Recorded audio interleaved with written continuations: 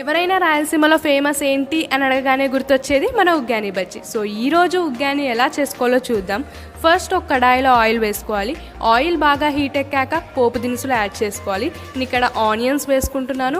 Onions కూడా బాగా fry చేసుకొని కొంచెం కరివేపాకు, అల్లం వెల్లుల్లి పేస్ట్ వేసుకొని బాగా మిక్స్ చేసుకోవాలి. నేను ఇక్కడ కొంచెం పసుపు, సాల్ట్ కూడా వేసుకొని బాగా మిక్స్ చేసుకుంటున్నాను.